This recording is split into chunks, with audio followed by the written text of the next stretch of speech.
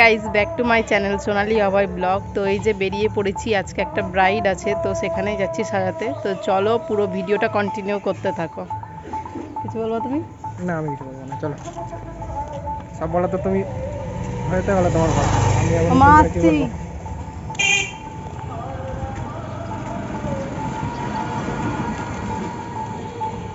ঘেমে গেলাম গো।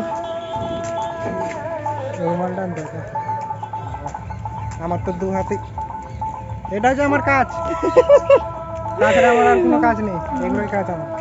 ভালো তো, মাঝে মাঝে এসব কাজ করা ভালো। সবই ভালো। মাল উঠানোর জন্য আমি কুলি, আমাদের কুলি তুমি।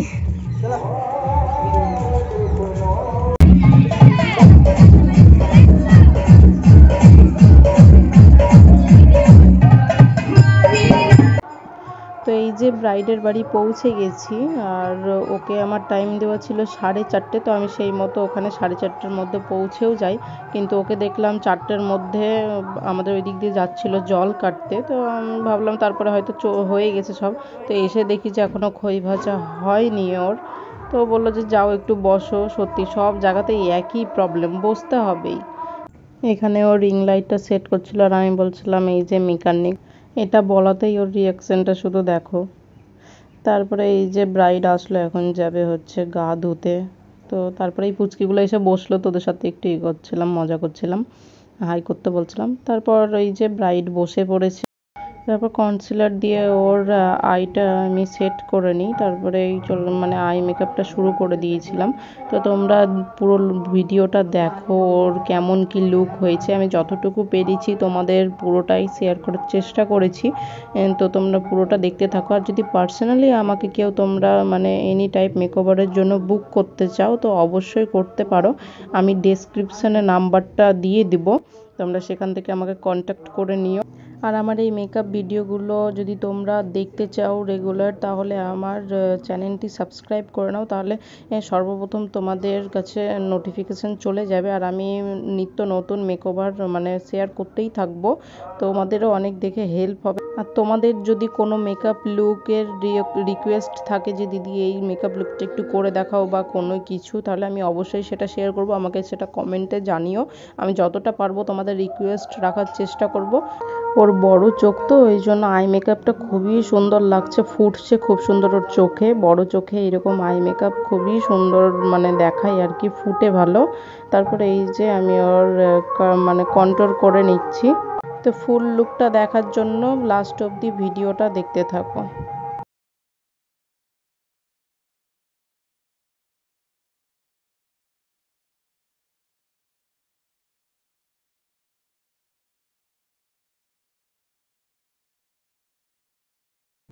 এখানে ওকে হাইলাইটার দেওয়ার সময় এত হাসতে বলছি, হাসলে হাইলাইটারটা দিতে সুবিধা হয়, ভালো হয়। তো ও কিছুতেই হাসে না। দিয়ে আমার বড় বলছে যে একে তো হাসেই না।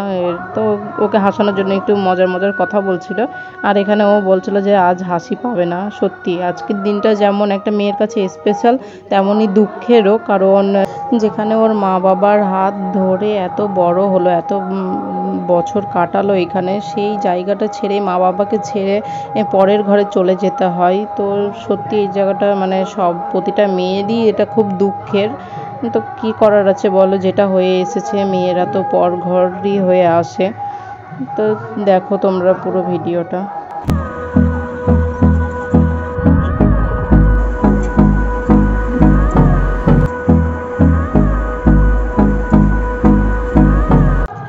এই যে এটা ওর ফুল লুক কেমন হয়েছে তোমরা অবশ্যই জানিও। আমার তো ভীষণই মিষ্টি লেগেছে ওকে, তোমরাও জানিও কেমন হয়েছে।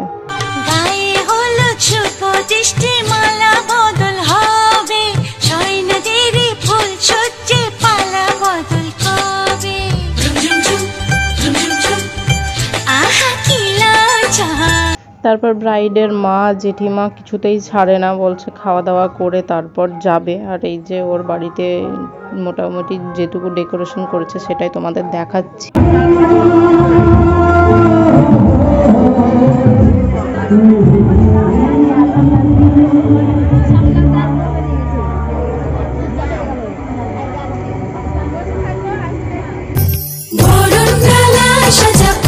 হলুদে সাত বাজা কন্যে হবে আজ সীমন্তিনী ফুলের মালাই কাজলে আলতায় কন্যে আমাদের গরবিনী এলো যে এলো খুশির লগন এলো যে এলো খুশির লগন আসবে সে কাইলা যে রাঙামন আসবে সে কাইলা যে রাঙামন মেতেছে আনন্দে আজ প্রাণ যে বরণডালা সাজা হলুদে সাত বাজা কন্যে হবে আজ সীমন্তিনী। তারপর চলে গিয়েছিলাম কফি স্টলে কফি খাওয়ার জন্য। তো তোমাদের দাদাকে বললাম যে যাও কফি নিয়ে আসো, আমি ক্যামেরাটা ধরছি। তারপর ওই যে ও গেল দিয়ে কফি নিচ্ছে।